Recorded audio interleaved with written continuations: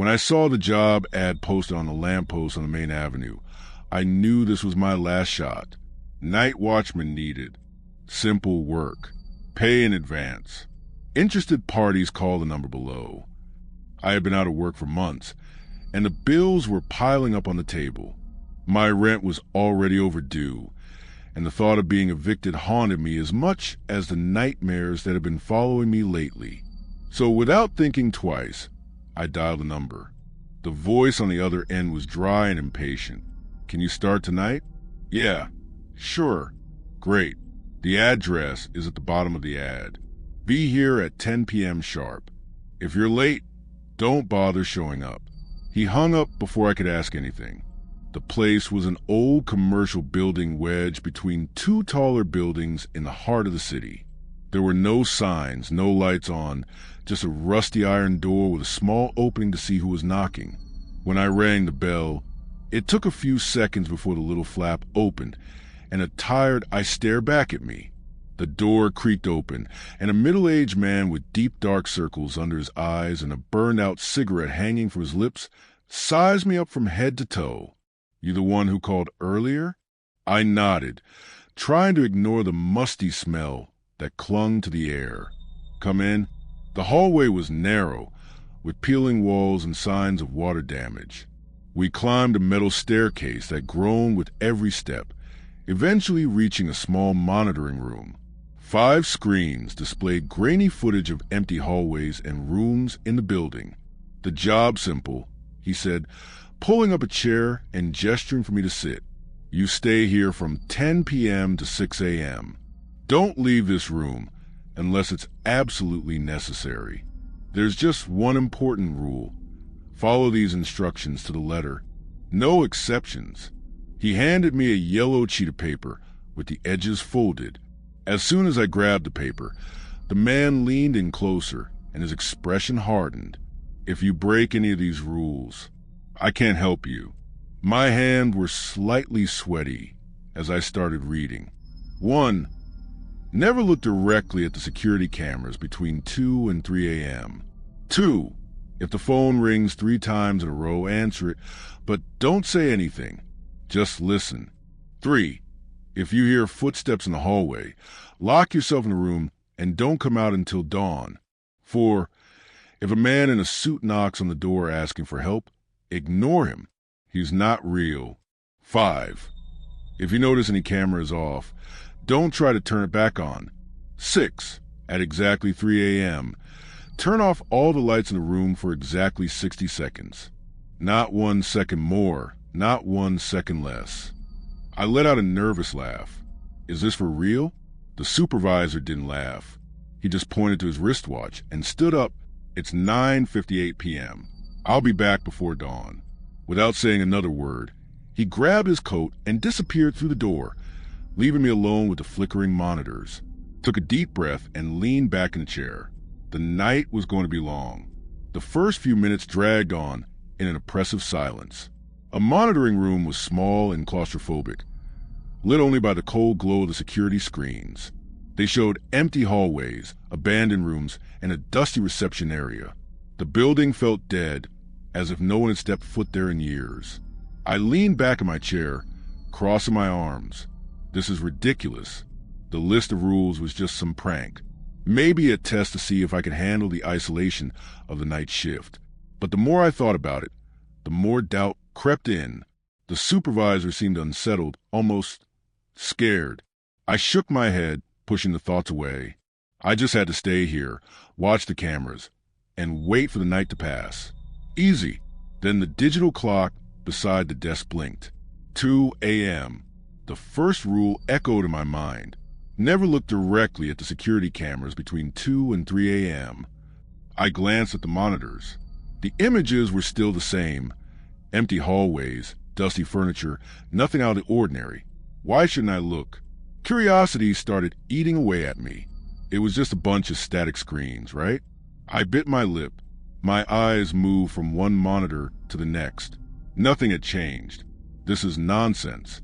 But then, in the corner of the screen from the second floor camera, something flickered. My body went rigid. At first, I thought it was just a glitch in the transmission, But when I focused more closely, I realized it wasn't a glitch. Someone was standing in the hallway. It was a dark, tall silhouette, motionless. I couldn't see its face, just a vague outline, as if the figure didn't belong in that space. My hands started to sweat. The screen flickered slightly, as if the camera was experiencing interference. This can't be real. The figure moved, not a normal step. It shifted with a sudden jump, as if the frames on the camera had skipped a few seconds. Now it was closer. A chill ran down my spine. I should look away. I should have followed the rule. But my brain refused to accept what I was seeing. My eyes were glued to the screen, hypnotized by the presence of that thing. The monitor flickered again. The silhouette disappeared. The air became thick. My chest was rising and falling too quickly. And then I heard it. Tap, tap, tap. Someone knocked on the monitoring room door. My lungs stopped working. My brain was screaming at me to stay still. It can't be the supervisor. He said he wouldn't be back until dawn. I swallowed hard and glanced at the clock. 2:13 a.m. My mind was a jumble of frantic thoughts. No time cards had been punched. No one knew I was there. Who would be knocking at the door at this hour? The knock came again. Tap, tap, tap. This time louder. My instinct told me not to open it. But another part of me wanted to believe it was just a late employee, someone who could explain this nightmare. My hand trembled as I reached for the doorknob. That's when I heard the breathing. Low, irregular, coming from the other side of the door. The knocking stopped. Now, the only thing separating me from it was a thin piece of wood. I stepped back slowly, trying to calm my own breath. The silence on the other side of the door terrified me more than the knocks. If I do nothing, maybe it'll go away. I swallowed hard and looked at the cameras. The silhouette was back, but now it was in front of the monitoring room door. I couldn't help it. My eyes widened. The screen flickered again. The figure moved once more, this time without skipping any frames. It leaned in slowly, as if trying to peek through the crack under the door. My skin crawled. I was holding my breath when something happened. The silhouette began to twist. Its arms stretched unnaturally, its shoulders dislocating to sides. Its head tilted at an impossible angle. Cracking loudly, the screen flickered, and for a second, the interference made it look like it was smiling. My stomach turned. Then, without warning, the image disappeared. The camera shut off, and I was left in the dark. The silence after the interference was deafening. My eyes were glued to the screen of the turned-off camera, waiting for the image to return. But it didn't. I took a deep breath. My heart was pounding in my chest. The knocking on the door didn't repeat. That was a good thing, right? I tried to swallow, but my mouth was dry. I kept my eyes on the door, waiting for any sound, any movement. With every passing second, my body stiffened more. And then the phone rang. Ring, ring, ring. My blood ran cold. Rule number 2. If the phone rings 3 times in a row, answer it, but don't say anything. Just listen. My hands were sweating cold. The thought of picking up that phone filled me with dread. But what if I ignored it? The ringing stopped. A false sense of relief washed over me. But it lasted only 3 seconds before the phone rang again. Ring, ring, ring. I swallowed hard. The rule. My breathing was erratic as I reached out and took the receiver with trembling fingers. Slowly, I brought it to my ear. Don't say anything. Just listen. For a moment, there was only static, muffled sounds, almost as if someone was breathing on the other side of the line. Then I heard it, a hoarse, weak voice, as if it was whispering right into my ear. You've already broken the first rule. My lungs froze. The line crackled once more, and the voice continued distorted, as if it was coming from somewhere very, very far away. They know you can see them now. The air left my lungs. They're coming. The call dropped. My eyes were wide, fixed on nothing. My chest was rising and falling frantically. What did that mean? Who's coming? I blinked a few times, trying to pull myself together, and looked at the monitors. The images were normal again. Empty hallways, dark rooms, no silhouette. Could it have all been in my head? I leaned forward, rubbing my eyes. When I opened them again, I saw something the reflection of the main monitor screen. Behind me, my muscles froze. Something was standing in the room. I didn't want to turn around. I didn't want to look. The reflection flickered slightly on the screen. A thin figure with long, disproportionate limbs, grayish skin, no face. It didn't move. It just waited for me to look. The digital clock flickered. 2:57 a.m. 3 minutes left until the next rule. At exactly 3 a.m., turn off all the lights in the room for exactly 60 seconds. Not 1 second more, not 1 second less. But how would I do that? How could I get to the switch without looking? My mind was a whirlwind. I had two options: stay still and pray that it would disappear, follow the rule and turn off the lights. Time was running out. I had to act. I swallowed the panic and got ready. I was going to follow the rule. The second the clock hit 3 a.m., I shut my eyes tightly and turned off the lights. The room plunged into complete darkness. And then I heard it. The thing moved. The moment the lights went out, the silence was replaced by the most terrifying sound I've ever heard. Footsteps, slow, dragging, echoing on the floor of the room. I squeezed my eyes shut, holding my breath. Time seemed to stretch, and my heart pounded so loudly I feared it might give me away. 60 seconds. I just needed to hold on for 60 seconds. The thing moved erratically, first to my right, then to my left, getting closer. Then I felt it, a cold presence behind me. It was as if the air around me had been drained. My whole body shuddered. Don't look, don't look. A low sound formed in the darkness, a gurgling noise, like something trying to speak, but its throat was filled with thick liquid. The thing was trying to tell me something. I want to cover my ears, but I didn't dare move. It was a muffled sound, almost a contained sob. He broke the rule. He broke the rule. My skin burned with terror. My brain screamed at me not to hear, not to feel, not to breathe. He saw us. Now we can see him too. The whisper came inside my ear. My throat locked. The terror was absolute. I was about to collapse when I remembered. The time. I needed to count the seconds. 60. Reluctantly, I began counting in my head, each number a battle against the panic. 1, 2, 3. The footsteps started again. 4, 5. This time, circling my chair. 6, 7, 8. My skin tingled. 9, 10, 11. The sound stopped. And then, cold fingers touched my shoulder. My spine turned to pure ice. The thing was touching me. The hand was long and skeletal, the fingers too thin to be human. Each tip was sharp, like exposed bones. My body wouldn't obey. I wanted to scream, run, escape, but any movement could be my last. 32, 33. The fingers slid down my shoulder to my neck. I felt the cold, rough skin. 41, 42. The whisper returned, now coming from all directions. He saw us. He broke the rule. 53, 54. The voice grew quieter, more anxious. He's still here. 59, 60. My hands trembled as I flicked the switch. The light came back with a snap. Terror made me hesitate before opening my eyes.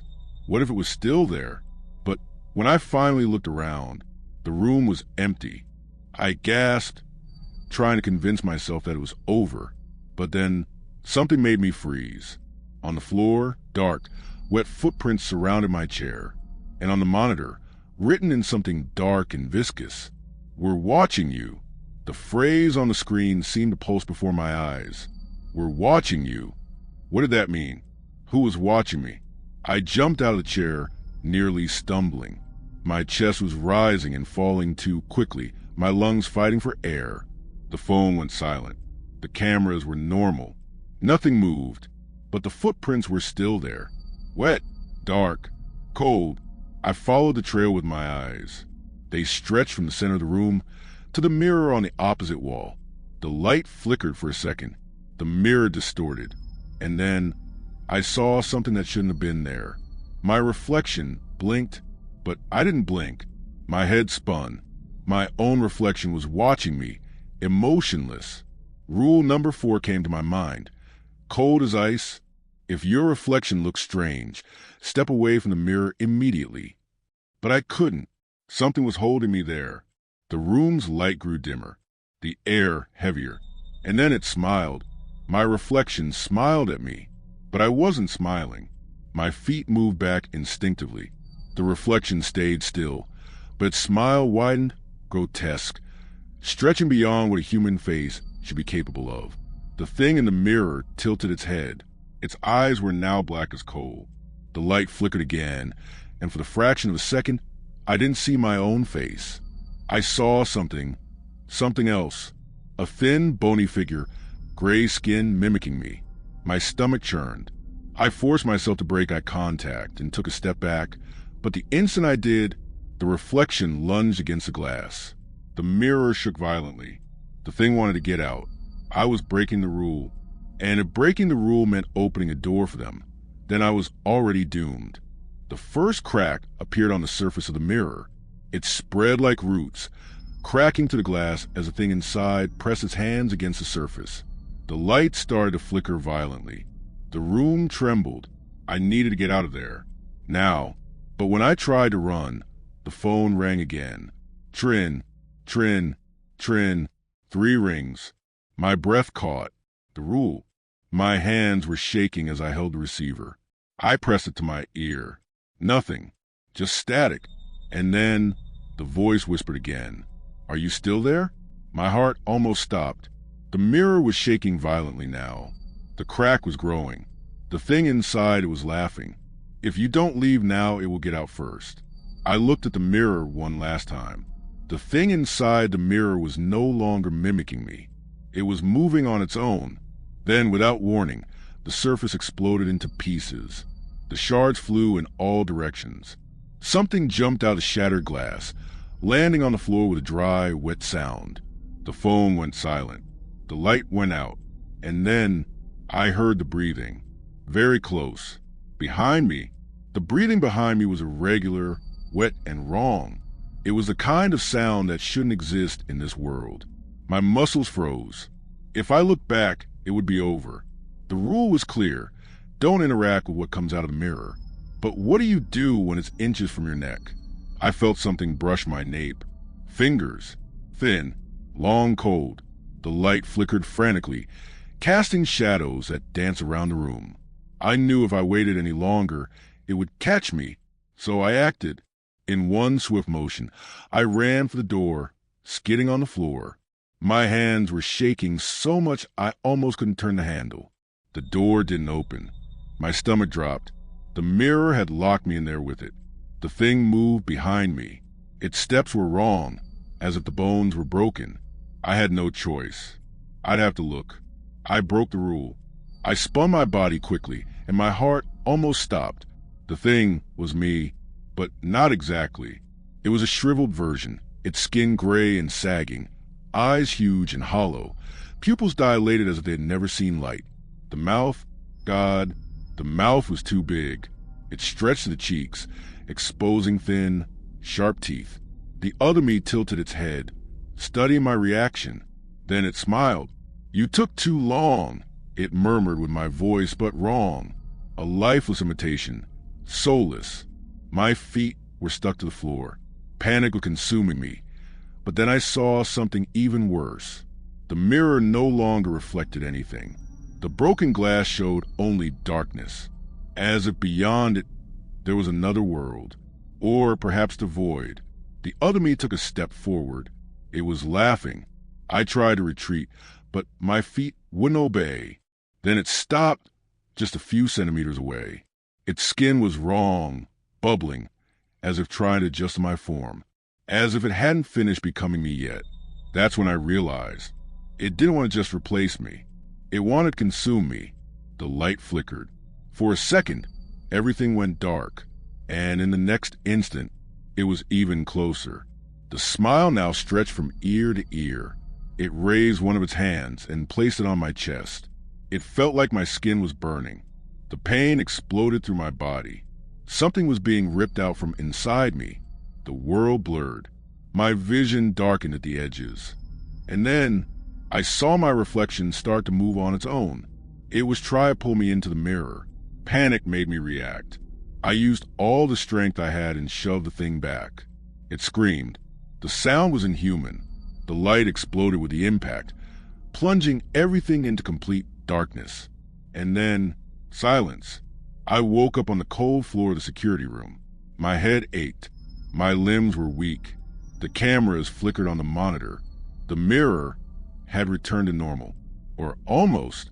I dragged myself to it, my heart pounding in my chest. The crack was still there.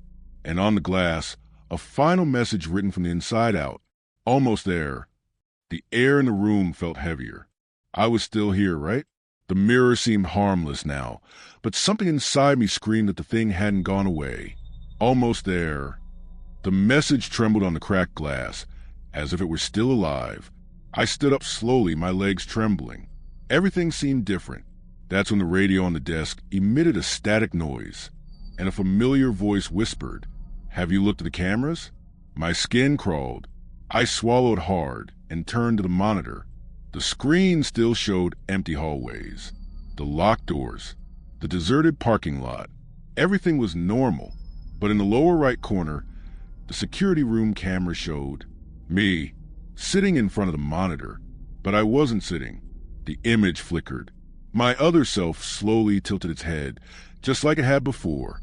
Then, without moving its lips, it spoke. "You still haven't realized, have you?" My lungs froze. The reflection on the screen didn't blink, and in the next moment, it stood up, but not on the screen. Behind me, I turned in a reflex, but it was already too late. The other me was right there. Its eyes, black as the void. It looked at me with pity. "You should have followed the rules." It smiled. A perfect human, convincing smile. It was my smile. It took a step forward. And before I could react, it grabbed my face with both hands. A deadly cold washed over my body. My muscles went numb. My mind spun.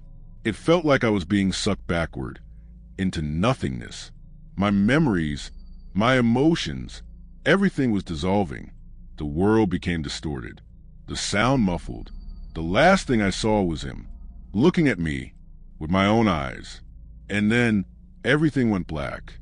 I slowly sat back in the chair, straightened up, took a deep breath. Everything seemed normal now. The security room, the cameras, the comforting silence. The night shift was almost over. I turned to the mirror. The crack was still there. But now, there was nothing on the other side. I straightened my shirt, picked up the radio and said, "This is the night security. Everything's under control." I smiled and kept watching, waiting, because soon another guard would arrive, and I wondered, would he follow the rules?